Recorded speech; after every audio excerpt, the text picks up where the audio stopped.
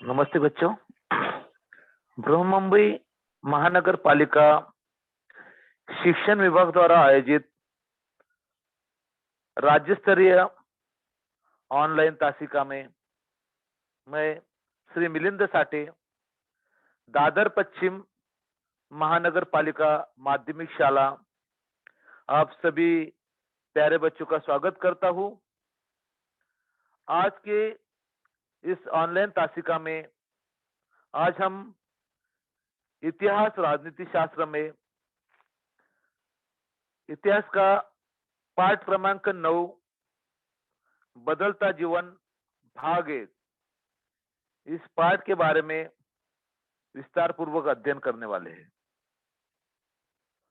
तो इसमें सर्वप्रथम हम लोग क्षमता विधान देखेंगे, जनमत निर्माण तथा नगरीय समाज सक्रिय करने में प्रसार माध्यमों की भूमिका तथा जिम्मेदारी को पहचानना, शहरीकरण एवं ग्रामीण जीवन की तुलना कर बताना, सामाजिक समता का समर्थन करने के संबंध में वह निर्माण होना, वैज्ञानिक दृष्टिकोण आत्मसात करना। तो देखिए, आज इस पाठ में हम लोग जो है, अभी तक हम लोगों ने इतिहास 9वीं के जो इतिहास विषय है, इस इतिहास की किताब में वर्ष 1961 से वर्ष 2000 तक के कालखंड का अध्ययन किया और 20वीं और 21वीं सदी में परिवर्तन की गति जो है तीव्र है और हमने देखा कि मानव जीवन जो है तेजी से बदल रहा है। पहले हम जिन बातों की कल्पना भी नहीं कर सकते, वे बातें अब जो है वास्तविकता में उतर रही है। तो इसमें हमने देखा कि किस प्रकार से 21वीं सदी में परिवर्तन दिखाई दे रहा है, किस प्रकार मानव जो है जीवन जो है तेजी के साथ जो है वो बदल रहा है। देखिए यहाँ पे कि 21वीं सदी का मानव तेजी से बदल रहा है और प्राचीन युग तथा मध्य युग में धर्म मानव की वास्तविक पहचान थी। पहले हमने देखा कि हम लोग देखते इतिहास के जो कालखंड है, प्राचीन कालखंड, मध्ययुगीन कालखंड, आधुनिक कालखंड, हाँ? तो ये प्राचीन तथा मध्य युग में हमने देखा कि जो समाज जो है, मनुष्य जो है, वो धर्म जो है उसकी पहले प्रथम जो थी पहचान थी। कोई हिंदू, मुस्लिम, ईसाई, सिख, जैन, बौद्ध, पारसी, जू आदि धर्मों के सामने जो है आधुनिकीकरण ने चुनौतियां खड़ी की है। तो आधुनिकीकरण ने प्रत्येक धर्म के सामने जो है, ये जो अलग अलग जो धर्म है, इन सभी के सामने जो है परिवर्तन की जो चुनौतियां है, वो परिवर्तन की चुनौतियां खड़ी की है।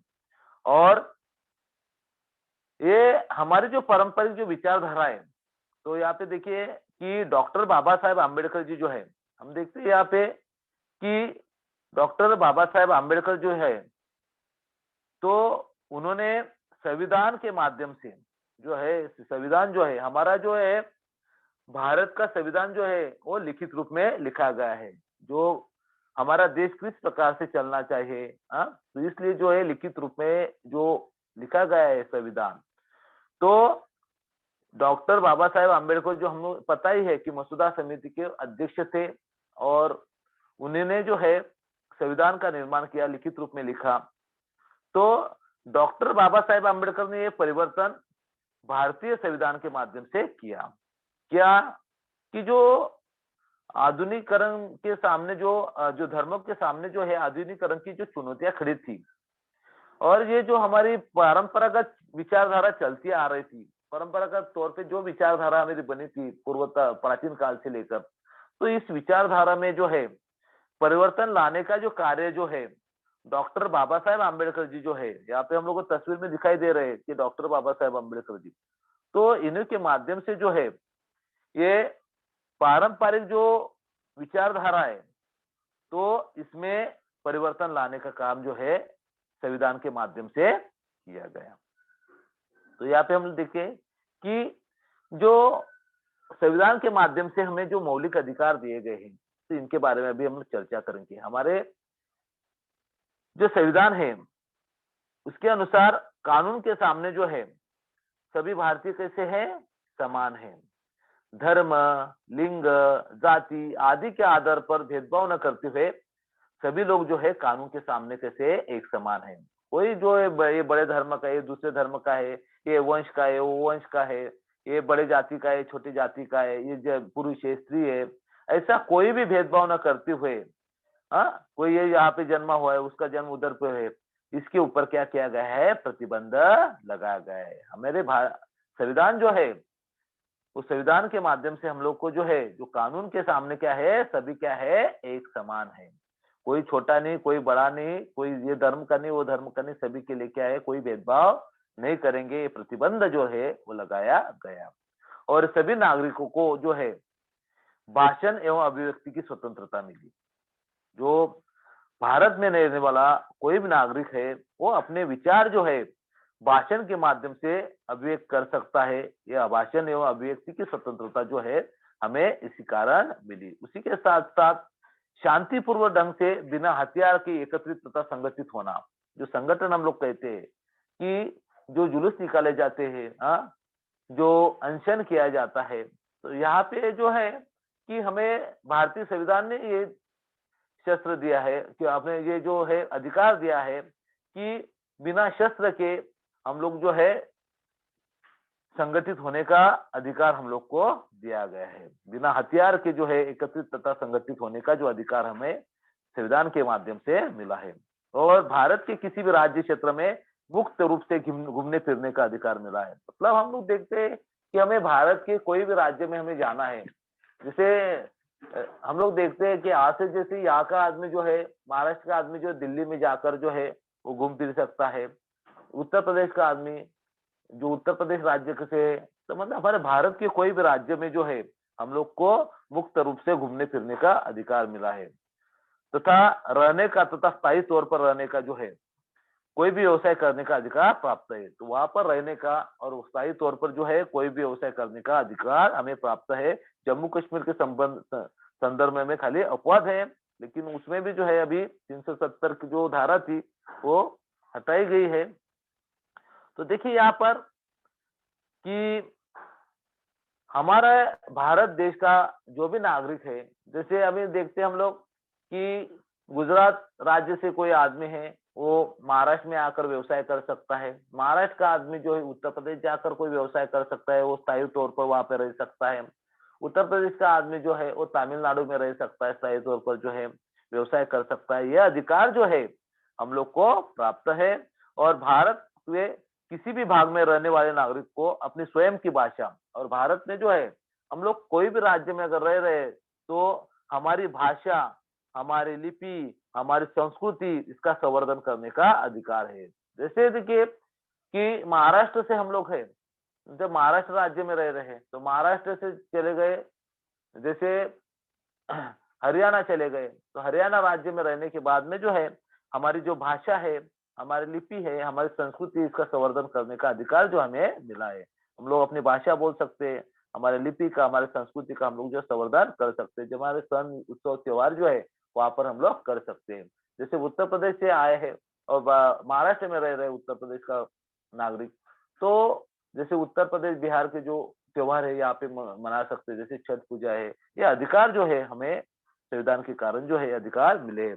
और संविधान के इन प्रावधानों के कारण जो है जाति व्यवस्था के ढांचे पर आघात हुआ है। जो जाति व्यवस्था थी वो जाति व्यवस्था अभी क्या हो रही है, धीरे धीरे जो है समाप्त हो रही है। मतलब वो कोई जाति भेद नहीं करेगा, सभी कैसे संविधान के कानून के सामने एक समान है। ये मौलिक अधिकार जो है हम लोग को संविधान के कारण मिला है। जैसे हमने देखा स्वतंत्रता, समता, बंधुता, न्याय, ये जो है 4 प्रमुख हमारे मौलिक अधिकार है, वो क्या है, संविधान के कारण हमें मिले हैं। अभी हम देखेंगे, यहाँ पे देखा बेटा संविधान के प्रावधान के क्या परिणाम हुए। तो संविधान के इन प्रावधानों के कारण जो है जाति व्यवस्था के ढांचे पर जो है आघात हुआ और वंश परंपरागत व्यवसाय की कल्पना जो है काल बाह्य होने में सहायता मिली। मतलब जो वंश का था उसी का बेटा राजा बनता था, उसी का बेटा उसी का, और ये जो वंश परंपरा का जो व्यवसाय चलते थे, जैसे कोई कुमार का बेटा है तो वो वही काम वो करता रहेगा। जैसे कोई दर्जी का बेटा है तो दर्जी का काम करता रहेगा, सुनार का बेटा सुने का ही सुनार का वही काम कर रहा। परंपरागत जो व्यवसाय जो थे, वंश परंपरागत चलते आए थे, वो इसमें कल्पना जो समाप्त होने लगी। अभी जो देखिए कोई भी व्यवसाय जो है वो कोई भी आदमी कर सकता है। तो ये जो वंश परंपरागत जो व्यवसाय चलती हुई जो कल्पना है वो क्या हो गई, समाप्त हुई। और यहाँ पे हम लोग देख रहे हैं कि जो हमारा संविधान का जो संविधान यहाँ पे हम लोग को यहाँ पे दिखाई दे रहे हैं, डॉक्टर राजेंद्र प्रसाद जो है ये दिखाई दे रहे हैं। यहाँ पे जो है हमारे डॉक्टर बाबा साहेब आम्बेडकर जी जो है हम लोग को यहाँ पे दिखाई दे रहे हैं। तो जो संविधान के जो पुस्तिका है वो सपूत करते हुए जो यहाँ पे तस्वीर हम लोग को यहाँ पे दिखाई दे रही है। तो यहाँ पे हमने देखा कि जो जीवन के इस प्रकार के सभी क्षेत्रों में जो है परिवर्तन की शुरुआत हो गई, और इन प्रावधानों के परिणाम जो है यंत्रों पर भी किस प्रकार हुए, ये जो है हम लोग आगे जो चौकट दी गई इसके माध्यम से हम लोग समझ सकते हैं कि देखिए कि संविधान के कारण जो है किस प्रकार से परिवर्तन हुआ, ये तो हमने देखा। लेकिन यंत्रों पर भी जो है किस प्रकार से इसका परिणाम हुआ, ये जो है आगे जो है यहाँ पे जो है दी गई है चौकट जो है या इसके माध्यम से हम लोग उसे समझेंगे। तो ब्रिटिशों के शासन काल में जो है रेल डिब्बों के 4 प्रकार थे। जो ब्रिटिश काल में जो है हम लोग रेलवे में जो है रेल से हम लोग सफर करते, यात्रा करते हैं, तो उस समय में जो है रेल के डिब्बों के जो थे 4 प्रकार थे। वो थे फर्स्ट क्लास, सेकंड, इंटर और थर्ड क्लास, ऐसे 4 वर्ग थे। एक वर्ग था यहाँ पे कि फर्स्ट क्लास, दूसरा था यहाँ पे हम देख सकते हैं सेकंड, तीसरा था इंटर और चौथा था थर्ड क्लास। इस प्रकार के 4 वर्ग के जो डब्बे थे। और जो तीसरे वर्ग के यात्रियों के लिए जो थे मामूली सी सुविधा और उन यात्री को और देखने का नकारात्मक दृष्टिकोण। जो तीसरे वर्ग के यात्री थे इनके लिए जो थी रेल में मामूली सी सुविधा थी, और बाकी लोग का उनके लिए तरफ देखने का नजरिया जो था वो नकारात्मक दृष्टिकोण था। इस कारण यह वर्ग मानव भारतीय समाज व्यवस्था का प्रतीक ही बन चुका था, और वर्ग जो है मानव भारतीय समाज के व्यवस्था का ये प्रतीक बन चुका था। उनकी ओर देखने का नजरिया जो अलग ही था। तो 1978 के जो रेल बजट में जो उस समय के तत्कालीन मंत्री थे, उस समय वो रेल मंत्री थे मधु दंडवन थे। कौन थे वो समय के जो रेल मंत्री थे, यहाँ पे देखिए कि उस समय की जो रेल मंत्री थे उनका नाम था मधु दंडवन थे। तो इन्होंने तीसरी श्रेणी की व्यवस्था को क्या किया, समाप्त किया। तो यहाँ पे किसने किया, जो जो तीसरी श्रेणी की व्यवस्था थी, तो उस समय के जो 1978 के रेल बजट में जो है उस समय जो रेल मंत्री थे मधु दंडवन थे, उन्होंने ये जो तीसरी श्रेणी की व्यवस्था जो थी उसको समाप्त कर दिया। और बाद में पुणे मुंबई के बीच सिंहगढ़ एक्सप्रेस, मुंबई कोलकाता के बीच गीतांजलि एक्सप्रेस, जो देखिए पुणे मुंबई के बीच जो सिंहगढ़ एक्सप्रेस और मुंबई कोलकाता के बीच जो गीतांजलि एक्सप्रेस है वो वर्ग रहित गाड़ियां जो है प्रारंभ हुई। इस प्रकार से जो है इस ये जो वर्ग रहित गाड़ियां जो है वहां पे प्रारंभ हुई। जो उस समय की जो ये जो रेल डिब्बे जो थे वहां के जो 4 वर्ग थे उसमें क्या किया कर दिया गया, उसमें बदलाव लाया गया। और उस वो जो बदलाव लाया तो उस समय 1978 में जो रेल मंत्री थे मधु दंडवन थे, उन्होंने ये जो तीसरी श्रेणी की व्यवस्था थी ये क्या कर दी, उनने समाप्त कर दी। और ये वर्ग रहित गाड़ियां क्या हो गई, प्रारंभ हुई। उसमें मुंबई कोलकाता जो कि गीतांजलि एक्सप्रेस शुरू हुई, मुंबई पुणे मुंबई की जो है बीच सिंहगढ़ एक्सप्रेस जो है ये शुरू हुई। तो देखिए ये जो इस प्रकार के जो उपरोक्त प्रावधानों के कारण समाज में छोटे बड़े परिवर्तन जो है धीरे धीरे होने लगे। ये जो प्रावधान किए गए इसके कारण जो है समाज में ये जो छोटे छोटे परिवर्तन है आगे चल के जो है इसमें बदलाव आता गया। और अब होटल में सभी के लिए प्रवेश खुला है। अभी देखिए होटल में भी क्या है, सभी लोगों के लिए क्या हुआ है, प्रवेश खुला है। कि पहले जो थे कि कुछ होटल में जो थे तो वहां पर भी जो है जाति व्यवस्था दिखाई देती थी। लेकिन अभी जो है होटल में कोई किसी भी धर्म के, किसी भी वंश के, किसी भी जाति को जो है व्यक्ति को जो है उसके लिए प्रवेश खुला है। और समाज में जो छोटे बड़े इस प्रकार के परिवर्तन क्या होते गए, धीरे धीरे उसमें ये बदलाव होने लगा। और धर्म, वंश, जाति, लिंग इन कारणों से प्रवेश नकारा नहीं जाएगा। कोई भी व्यक्ति जा रहा है तो ऐसी तख्तियां जो है हम लोग होटल में भी देख सकते हैं कि कोई भी धर्म का व्यक्ति हो, कोई वंश का व्यक्ति हो, कोई भी जाति का व्यक्ति हो, तो उनको होटल में प्रवेश जो है वह नकारा नहीं जाएगा। ये होटल में जो है इस तरह का लगा रहता है। तो पहले राजसत्ता के विरुद्ध विचार प्रकट करने की कुछ मर्यादाएं थी।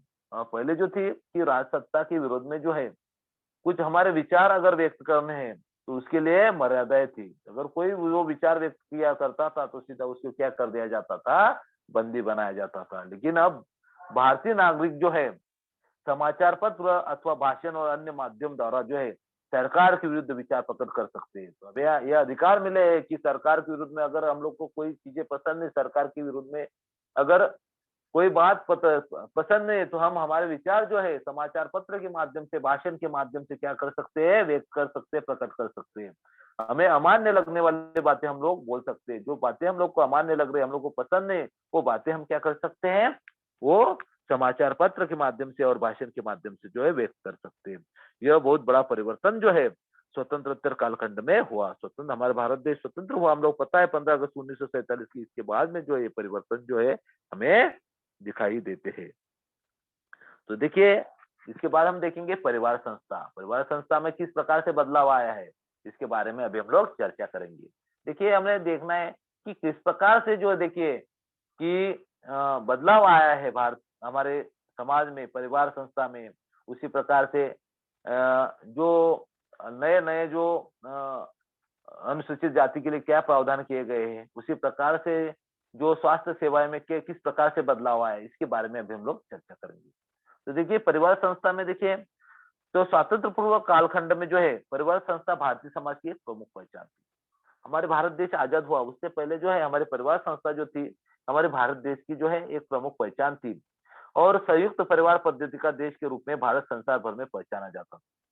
तो हमारे भारत में देखिए कि सभी लोग क्या करते थे, एक ही साथ भाई, चार चार पांच भाई एक साथ रहते थे, उनके बेटे रहते थे, बेटों की बेटे रहती थे, पोते नाती पोते, ये सब जो है सभी लोग जो है मतलब 50-50 60-60 लोग जो है एक ही घर में जो है संयुक्त परिवार के माध्यम से जो है, एकत्रित परिवार के माध्यम से जो है रहते थे। और पूरी दुनिया भर में जो है भारत जो है का पहचान जो है, संयुक्त परिवार पद्धति की जो पहचान जो है पूरे भारत की पहचान, ये जो पहचान है संसार भर में जो है इस रूप से पहचाना जाता था।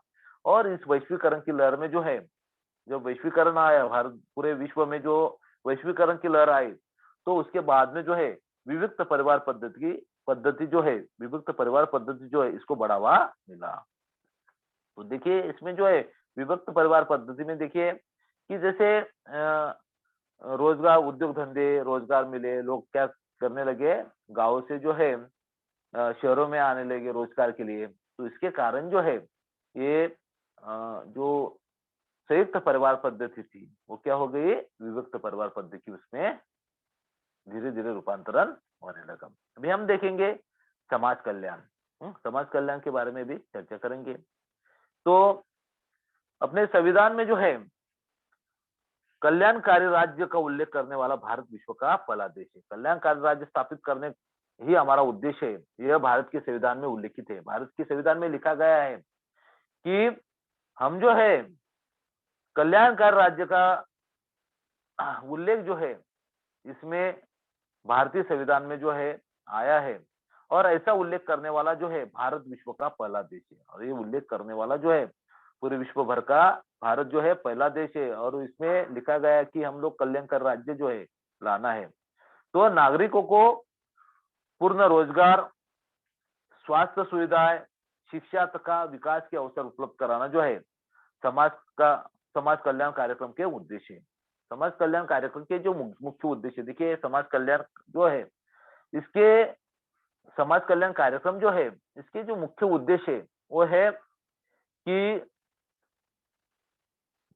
लोग को रोजगार, पूर्ण रोजगार देना, स्वास्थ्य सुविधाएं उपलब्ध कर देना, अच्छी शिक्षा देना, और लोगों को विकास के अवसर उपलब्ध करवा देना जो है, ये समाज कल्याण कार्यक्रम के जो है उद्देश्य है। देखिए आगे, और उसके बाद में हम देखें कि स्वतंत्र भारत के सामने कौन कौन सी चुनौतियां। हमारे भारत देश तो आजाद हुआ, लेकिन आजादी के बाद में जो है स्वतंत्रता तो मिल गई, स्वतंत्रता बाद में जो है हमारे भारत के सामने कौन कौन सी जो सामाजिक चुनौतियां थी, तो उसमें भारतीय समाज में सामाजिक और आर्थिक तथा सांस्कृतिक विषमता थी। उस समय जो है कि हमारे भारतीय समाज में जो है सामाजिक तौर पर विषमता थी, शैक्षिक विषमता थी, बाकी लोग बहुत पढ़े लिखे थे, बाकी बहुत सारे लोग जो थे उस समय पढ़े लिखे नहीं थे। और सांस्कृतिक विषमता भी जो थी वो बड़ी मात्रा में उस समय थी। तो स्त्रियों, बच्चों, दिव्यांग और दुर्बल घटकों का विकास करना जरूरी था। तो ये विषमता थी। उसी के साथ-साथ जो थी महिलाएं, बच्चे, दिव्यांग, अनुसूचित जाति, जनजातीय के और अल्पसंख्यकों का जो था विकास करना जरूरी था। तो वहाँ उन ये जो है स्त्रियों, बच्चे, दिव्यांग, अनुसूचित जाति, जनजाति, अल्पसंख्यक उन तक विकास पहुंचना जो था आवश्यक था। तो यहाँ पे हम लोग देखते हैं कि किस प्रकार से जो विषमता थी, बहुत सारे लोग थे, कुछ लोग जो थे वो अमीर थे, कुछ लोग बहुत सारे लोग जो थे गरीब थे। ये सामाजिक विषमता हम लोग को दिखाई देती थी। उसी के साथ-साथ ये आर्थिक विषमता दिखाई देती थी, सांस्कृतिक विषमता थी और महिलाएं जो है, महिलाओं और जो दुर्बल घटक जो थे, उनका विकास करना जरूरी था। तो इस प्रकार से जो है हम लोग को यहाँ पे जो सामाजिक चुनौतियां दिखाई देती। फिर इसके लिए जो है समाज कल्याण विभाग जो है, भारत सरकार ने जो है 14 जून 1964 को जो है स्वतंत्र समाज कल्याण मंत्रालय की स्थापना की। तो इनके विकास के लिए ये जो सारी सामाजिक सबसे बड़ी चुनौतियां थी, इसके लिए भारत सरकार ने जो है 14 जून 1964 तो भारत सरकार ने जो है 14 जून 1964 को जो है समाज कल्याण मंत्रालय जो है समाज कल्याण मंत्रालय की स्थापना की। तो कब की? 14 जून 1964 को। यहाँ पे जरा ध्यान दीजिए बच्चों कि समाज कल्याण मंत्रालय की स्थापना कब हुई? तो आपको पता होना चाहिए कि 14 जून 1964 को जो है समाज कल्याण मंत्रालय की स्थापना की गई। तो इस मंत्रालय के अंतर्गत जो है पोषण और बाल विकास, सामाजिक सुरक्षा, सामाजिक संरक्षण, स्त्री कल्याण एवं विकास के कार्यक्रम जो है कार्यान्वित किए जाते हैं। हाँ? और इसी प्रकार की व्यवस्था राज्य स्तर पर भी की गई है। जिसे केंद्र स्तर पर की गई, एक जो है हम लोग का समाज कल्याण जो है ये केंद्र की ओर से और एक जो है राज्य सरकार राज्य स्तर पर भी जो है इस प्रकार की व्यवस्था जो है की गई है।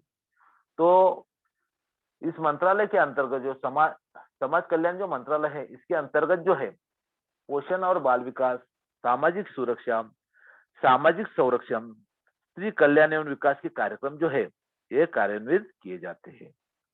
और इसी प्रकार की व्यवस्था जो है राज्य स्तर पर भी जो है वो की गई है। तो इस तरह से हम लोगों ने समाज कल्याण विभाग के बारे में जो है चर्चा की कि इसमें देखा हम लोगों ने कि समाज कल्याण मंत्रालय की जो स्थापना है क्यों की गई और उसके माध्यम से कौन कौन से कार्यक्रम जो है वो कार्यान्वित किए जाते हैं, इसके बारे में हम लोगों ने चर्चा की। अभी हम देखेंगे अनुसूचित जातीय एवं जनजातीय। अनुसूचित जातीय और जनजाति के बारे में अभी हम लोग चर्चा करेंगे। तो वर्ष 1971 की जनगणना के अनुसार जो है वर्ष 1971 की जो जनगणना हुई उसके अनुसार जो है देश में 22% लोग जो है अनुसूचित जाति एवं जनजाति के थे। मतलब 100% 100 लोग है, उनमें से 22 लोग जो है वो अनुसूचित जाति और जनजाति के है। तो SC/ST एक्ट जो है वो लाया गया। तो देखिए जो 100 लोगों में हमने देखा कि 22 लोग जो है SC और ST जनजाति के थे और इन सबके लिए जो है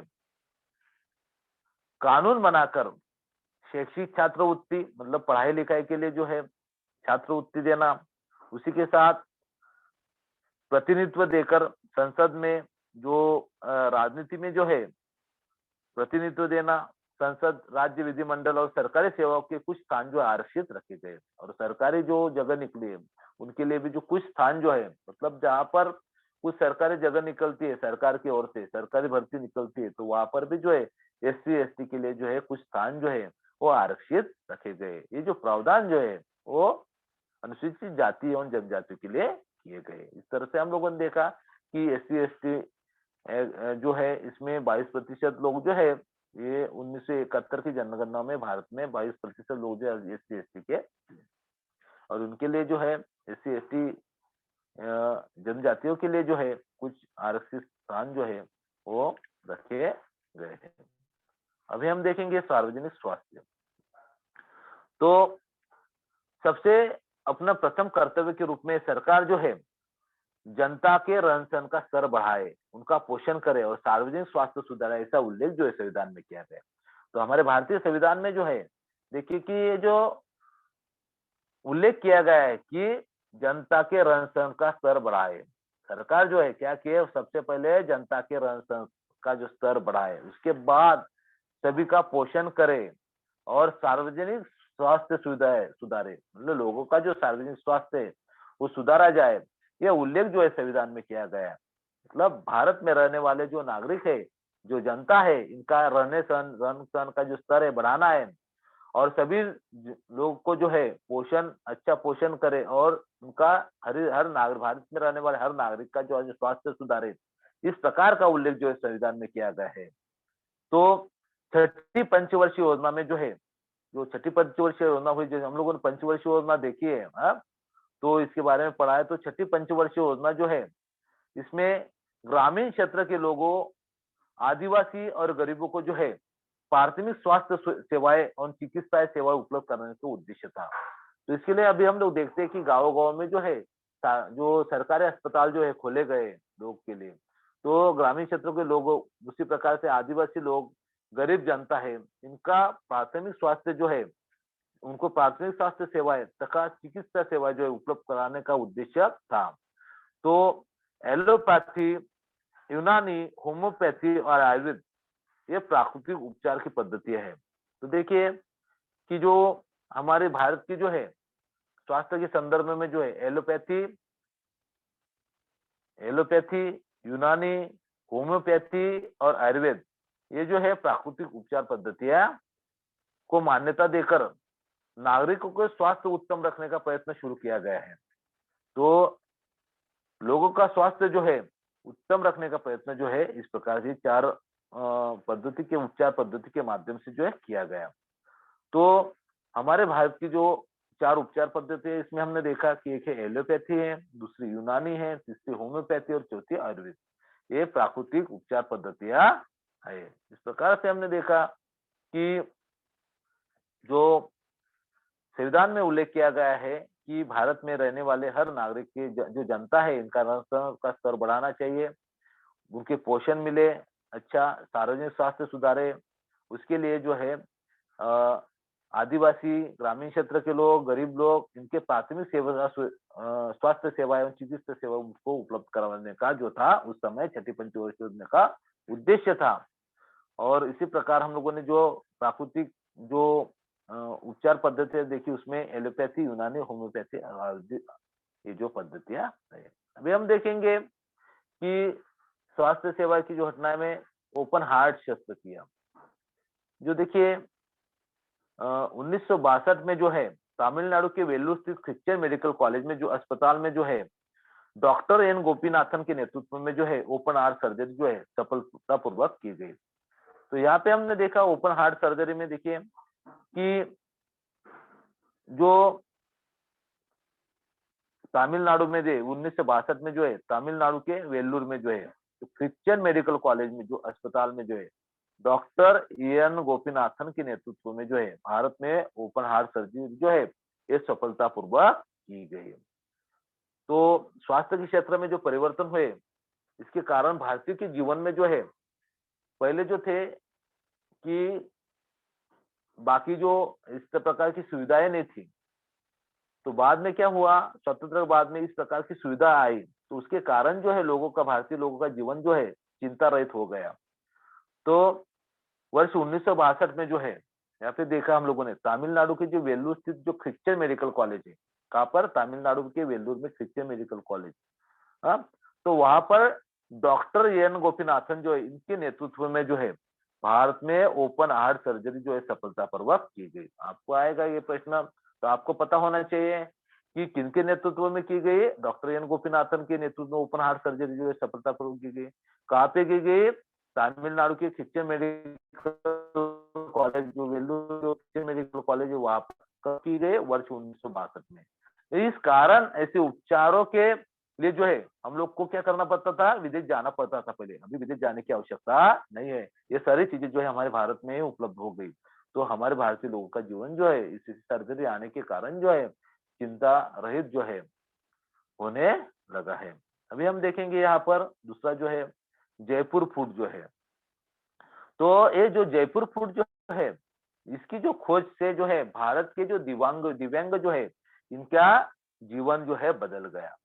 पहले देखिए कि जो लोग का पैर फ्रैक्चर हो जाता था, तो उस समय जो था, तो उनको बिना पैर के ही असहाय रहना पड़ता था। लेकिन जो जयपुर फूड की खोज से जो है, ये दिव्यांगों का जीवन जो है बदल गया।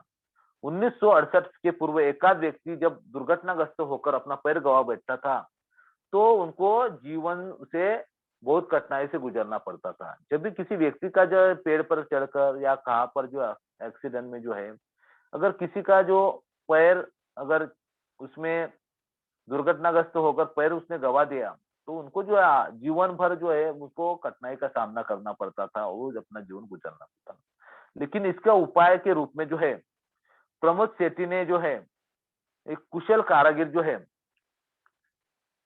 रामचंद्र शर्मा की सहायता से जो है कृत्रिम हाथ पैर नाक कान तैयार किए। तो इन्होंने जो है यहाँ पे देखिए, जो प्रमोद सेठी जो है, हाँ, तो उन्होंने जो कुशल कारागिर है, कौन है, रामचंद्र शर्मा, इनकी सहायता से जो है हाथ पैर नाक कान तैयार किए। तो इस प्रकार से देखिए कि जो हमने देखा कि जो डॉक्टर प्रमोद सेठी है यहाँ पे, उन्होंने जो कुशल कारागिर जो है रामचंद्र शर्मा, उनकी सहायता से क्या तैयार किए गए, कृत्रिम, जैसे यहाँ पे हम लोग को दिखाई दे रहा है चित्र में, जैसे जिस प्रकार हम लोग को दिखाई दे रहा है कि ये कृत्रिम पैर तैयार किए गए, उसी प्रकार से हाथ तैयार किए गए, वो नाक तैयार किए गए, कान तैयार किए है। जिन्होंने तैयार किए है कृत्रिम हाथ पैर और नाक कान जो है, ये जो कृत्रिम हाथ पैर नाक कान जो है किन्होंने तैयार किए बेटा, ये कि डॉक्टर प्रमोद सेठी जो है, उन्होंने जो कुशल कारागिर थे, कौन थे, रामचंद्र शर्मा, उनकी सहायता से जो है ये हाथ पैर नाक कान जो है कृत्रिम नाक तैयार किए।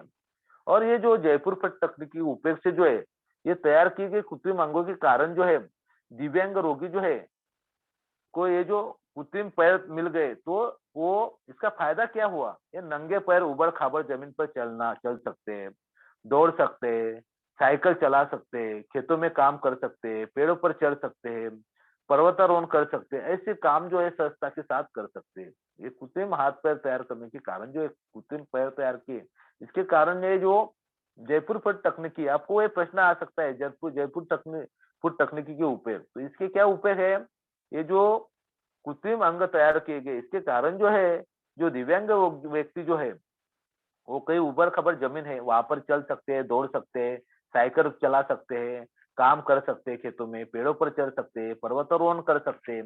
ये सहजता के साथ ऐसी जो कार्य है वो सहजता के साथ कर सकते हैं। और इस कृत्रिम पैरों में जूता पहनने की भी आवश्यकता नहीं है। जो कृत्रिम पैर तैयार किए गए उनको जूता पहनने की आवश्यकता नहीं, जूते का खर्च भी बचता है। वो पैर मुड़कर बैठ सकते हैं, पालथी मारकर बैठ सकते हैं। और इसी कृत्रिम पैर के कारण ये सब चीजें जो है संभव हो गई। तो पानी में तथा गीली अवस्था में भी काम करने के लिए यह पैर सुविधाजनक होते हैं। तो हमने देखा यहाँ पर कि जयपुर फुट तकनीक का उपयोग क्या हुआ, ये प्रश्न आया, तो हमें पता है किस प्रकार से जो है जयपुर फुट तकनीकी का उपयोग हुआ है, क्या सुविधाएं हुई है, तो ये हम लोगों ने यहाँ पे देखी। अभी हम आगे देखेंगे, यहाँ पर जो है मृतपिंड प्रत्यारोपण मतलब किडनी ट्रांसप्लांट के बारे में भी चर्चा करेंगे। तो यह शस्त्रक्रिया जो है भारत में साध्य हो जाने से रोगी के प्राण बचाने में डॉक्टरों को सफलता मिली है। तो ये शस्त्रक्रिया करने के लिए जो है हम लोग को विदेश में जाना पड़ता था, तो विदेश में जाने की जरूरत नहीं, ये चीजें जो है हमारे भारत में क्या हो गई है, सफल हो गई है। तो इसके कारण जो है रोगियों के प्राण बचाने में जो है डॉक्टर को सफलता हुई है। वर्ष 1971 के पूर्व इस तरह की शस्त्रक्रिया भारत में बहुत अधिक नहीं होती थी। तो तमिलनाडु की वेल्लूर में देखिए, तमिलनाडु की जो वेल्लूर है, वहां पर जो क्रिश्चियन मेडिकल कॉलेज है, जैसे हमने यहाँ पे देखा था ओपन हार्ट शस्त्रक्रिया जिस जहाँ पर की गई, वहां पर ही जो है तमिलनाडु की जो वेल्लूर है, यहाँ पे हम देख सकते हैं कि जो तमिलनाडु का वेल्लूर जो है, यहाँ पे तमिलनाडु में वेल्लूर के क्रिश्चियन मेडिकल कॉलेज के अस्पताल में जी यह शस्त्रक्रिया जो है 1971 में जो है सफल हुई। कब हुई? 1971 में। तो डॉक्टर जॉनी, तो यहाँ पर जो है, तो इसमें डॉक्टर जॉनी और डॉक्टर मोहन राव ने जो है जीवित व्यक्ति द्वारा दान किए गए मृत्युपिंड का रोगी के शरीर में प्रत्यारोपण किया। जो जीवित व्यक्ति है, तो दो जो ये होते हैं मृत्युपिंड, हाँ, तो यहाँ पे हमने देखा कि जो डॉक्टर थे, उनका नाम तो क्या था डॉक्टर का? एक थे डॉक्टर जॉनी और दूसरे थे डॉक्टर मोहन राव। तो इन्होंने ये किडनी ट्रांसप्लांट जो है, ये शस्त्रक्रिया का प्रत्यारोपण जो उन्होंने किया। जो जीवित व्यक्ति होता है कि दो होते हैं, उसमें से एक मुक्तिपिंड क्या करता है, जो व्यक्ति के दोनों किडनी निका जो कमजोर हो गई है, काम नहीं कर रही है, तो क्या करते हैं, जो जीवित व्यक्ति का एक जो किडनी है, तो दूसरे जो व्यक्ति के किडनियां दोनों खराब हुई, तो उसको क्या की जाती है, ट्रांसप्लांट की जाती है। किडनी ट्रांसप्लांट जिसे कहते हैं मृत्युपिंड प्रत्यारोपण कहते हैं। तो ये किया गया। अब अविकसित देशों के रोगी यह शस्त्रक्रिया करवाने के लिए भारत में आते हैं, और जिस देशों में यह शस्त्रक्रिया नहीं, अविकसित देश है, वहां के रोगी जो है ये किडनी ट्रांसप्लांट के लिए जो है हमारे भारत देश में आते हैं। तो इस तरह से हमने यहाँ पे मृत्युपिंड प्रत्यारोपण जो है इसके बारे में भी यहाँ पे हम लोगों ने ये देखा। अभी आगे हम देखेंगे कि टेस्ट ट्यूब बेबी, जो भारत में पहले से ही परिवार व्यवस्था में संतान का होना जो है महत्वपूर्ण माना जाता है। कि हर व्यक्ति को लगता है, जैसा शादी हुई तो उनको लगता है कि हमें संतान होनी चाहिए, और संतान की इच्छा जो रखने वाले पति पत्नी को संतानहीनता की समस्या को दूर करने के लिए जो है वर्ष 1978 में टेस्ट ट्यूब बेबी इस तकनीक का सहारा उपलब्ध हो गया। तो जो व्यक्ति जो है कि हमें बच्चा होना चाहिए, संतान होनी चाहिए, इसके लिए जो है, तो उन्हें संतानहीनता की समस्या जो दूर करने के लिए जो है वर्ष 1978 में जो है ये टेस्ट ट्यूब बेबी जो इस तकनीक का सहारा जो है उपलब्ध हो गया। तो कोलकाता में डॉक्टर सुभाष मुखोपाध्याय की देखरेख में टेस्ट ट्यूब बेबी का प्रयोग जो है सफल रहा। जो कोलकाता शहर जो है, कोलकाता में जो है डॉक्टर जो सुभाष मुखोपाध्याय है, हाँ, तो उनकी देखरेख में जो है टेस्ट ट्यूब बेबी का प्रयोग जो है सफल रहा। एक कृत्रिम गर्भधारणा तकनीकी यह प्रथम प्रयोग सफल रहा, और कृत्रिम गर्भधारणा जो है जो तकनीकी है, इसका प्रथम जो प्रयोग है वहां पे सफल रहा। और इस तकनीकी के माध्यम से जो है यहाँ पे हम लोग को दिखाई दे रहा है बेटा, यहाँ पर जो है हम लोग देख सकते हैं, यहाँ पे हमें दिखाई दे रहा है कि ये जो है दुर्गा नाम की है, जो कनुप्रिया अग्रवाल जो है। यहाँ पे हम लोग को डॉक्टर दिखाई दे रहा है बेटा, यहाँ पे जो डॉक्टर है ये सुभाष मुखोपाध्याय, और यहाँ पे दूसरी तस्वीर में हम लोग देख सकते हैं कि हम लोग को यहाँ पे दिखाई दे रहे हैं कनुप्रिया अग्रवाल, जो दुर्गा जो है, ये दुर्गा यहाँ पे दिखाई दे रही है कि ये दुर्गा नामक की बच्ची का जन्म हुआ। जो टेस्ट ट्यूब के माध्यम से सबसे पहले जो टेस्ट ट्यूब बेबी की जो लड़की तैयार हुआ, जो बच्ची तैयार हुई, वो उसका नाम है दुर्गा, जो कनुप्रिया अग्रवाल। तो इस बच्ची का जन्म हुआ, इस कारण संतान की इच्छा रखने वाले अभिभावक की समस्या हल होने में क्या हुई, सहायता मिली। जो यहाँ पे हमने देखे, तो ये टेस्ट ट्यूब बेबी का प्रयोग जो है सबसे पहले किन्होंने किया, डॉक्टर सुभाष मुखोपाध्याय ने कोलकाता में किया। और सबसे पहले जो टेस्ट ट्यूब बेबी की जन्म हुई जो बच्ची है दुर्गा, इसका नाम है कनुप्रिया अग्रवाल। हाँ, तो यहाँ पे हम लोग उसे देख रहे हैं। तो ये जो संतान की इच्छा रखने वाले अभिभावक की समस्या जो है हल होने की सहायता जो है टेस्ट ट्यूब बेबी के माध्यम से सफल रही। तो अभी हम लोग देखा पे कि टेस्ट ट्यूब बेबी जो है किस प्रकार से ये किया जाता है, टेस्ट ट्यूब बेबी का प्रयोग जो है। तो जिस प्रकार से दवाई द्वारा अंडाशय को उत्तेजित करना, उसके बाद में अंडाशय के अंडे को निकालना, उसके बाद अंडों को निविचन करना, उसके ये जो है इस तरह से जो ये सर्कल जो है आईवीएफ टेस्ट ट्यूब बेबी का जो सर्कल है, जो इस तरह से ये हम लोग को यहाँ पे चित्र के माध्यम से देख सकते हैं किस प्रकार से जो गर्भधारणा जो है वो टेस्ट ट्यूब बेबी के माध्यम से की जाती है। टेस्ट ट्यूब बेबी का प्रयोग जो है हमारे भारत देश में सफल रहा है। अभी हम देखेंगे टीकाकरण। ये देखिए कि टीकाकरण हमने देखा, जैसे कोरोना वैक्सीन का टीका रहता है, अभी आया है जो वैक्सीन आया है, तो उस समय जो है पहले पूरा इसमें जो है छोटे छोटे बच्चों को जो है कि बहुत सारे जो है बीमारियां आती थी, तो उसके कारण टीकाकरण की शुरुआत हुई। वर्ष 1978 से पूर्व भारत में जो है प्रतिवर्ष पैदा होने वाले 10 बच्चों में से 6 बच्चे जन्म के बाद पहले ही वर्ष में प्राणघाती बीमारी के चपेट में आ जाते थे। तो देखिए 10 बच्चों में से 6 बच्चों को क्या हो जाता था, प्राणघाती बीमारी की उसमें वो चपेट में आ जाते थे। कुछ ब बच्चों को जो थे जन्म के बाद में तुरंत ही उनकी क्या हो जाती जान जो है चली जाती थी, और बाकी बच्चे जो थे तो वो बीमारी को उनको सामना करना पड़ता था। जैसे पोलियो, खसरा, धनुर्वात, क्षय, गलगंड और कुकुर खांसी ऐसे रोगों का उन्मूलन करने के लिए जो है टीकाकरण कार्यक्रम चलाया गया।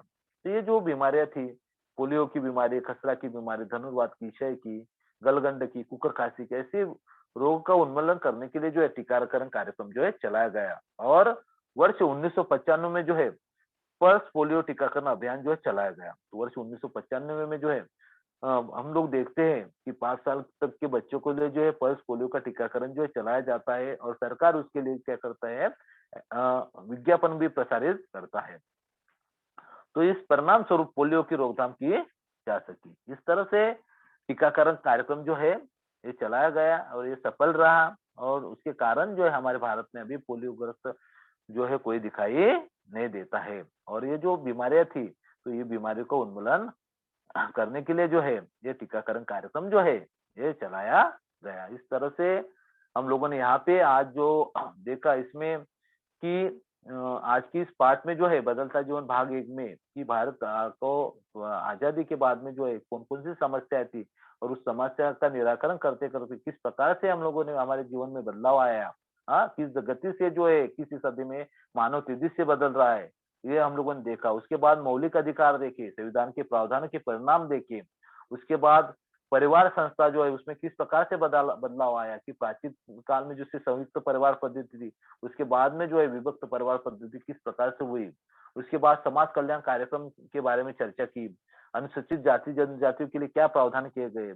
सार्वजनिक स्वास्थ्य में हमने देखा कि किस प्रकार से ओपन हार्ट शस्त्रक्रिया सफल रही, जयपुर फूड, मूत्रपिंड प्रत्यारोपण, test tube baby, pulse polio टीकाकरण और अभियान, ये जो है हम लोगों ने इसके ऊपर जो है आज विस्तार पूर्वक चर्चा की। आप सभी को सफल समझ में आया होगा।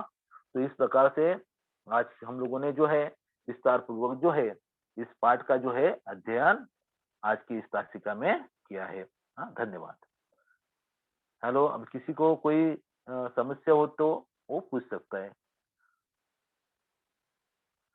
हेलो, किसी छात्र को जो है, हेलो,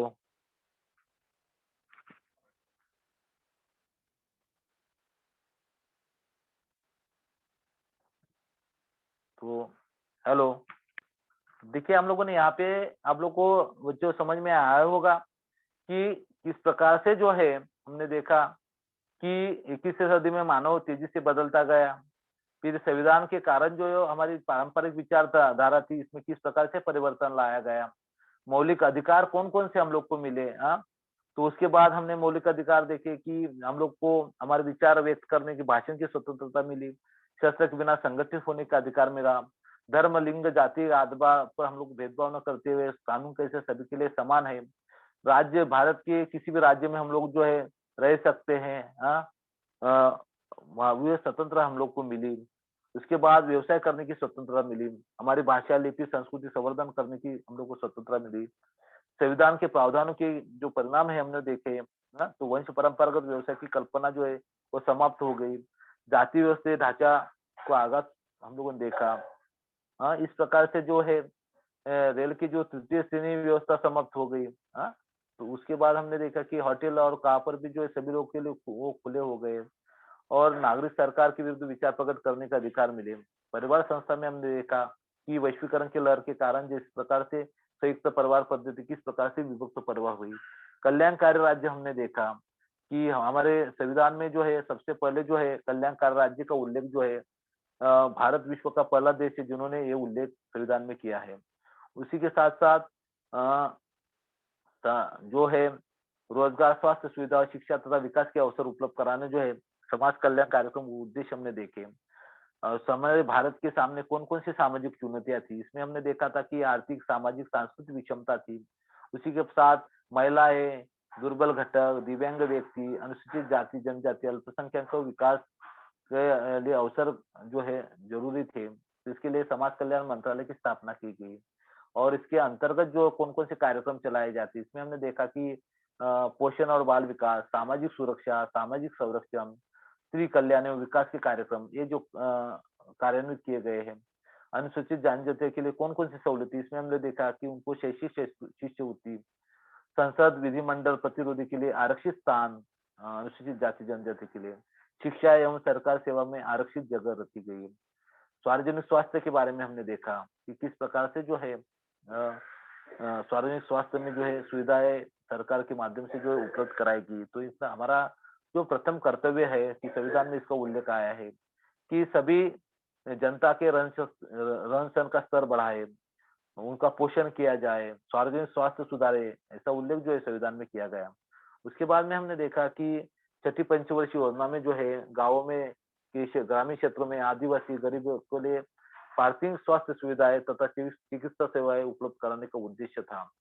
और हमारी जो 4 उपचार पद्धति है इसमें हमने देखा थी एलोपैथी, यूनानी, होम्योपैथी, आयुर्वेद और प्राकृतिक उपचार जो है, ये 4 पद्धतियाँ जो है हम लोगों ने देखी। उसके बाद हम लोगों ने स्वास्थ्य सेवा की जो प्रमुख घटनाएँ इसमें देखी कि ओपन हार्ट शस्त्रक्रिया देखी कि जो 1962 में जो है तमिल के वेल्लूर में स्थित जो क्रिश्चियन मेडिकल कॉलेज है, वहाँ पर डॉक्टर एम गोपीनाथन के नेतृत्व में जो है यह शस्त्रक्रिया सफलतापूर्वक की गई।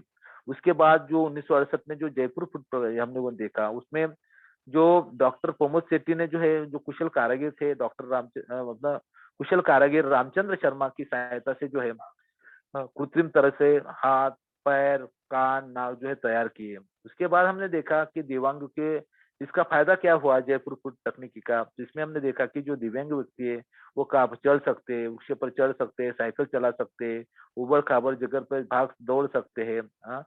और ये जो पानी में तैर सकते हैं, गीली अवस्था में काम कर सकते हैं, खेती में काम सकते हैं, ये जयपुर फुट तकनीक का ये जो है फायदा दिव्यांगों को हुआ। उसके बाद हमने देखा कि मृत्युपिंड प्रत्यारोपण के बारे में चर्चा की।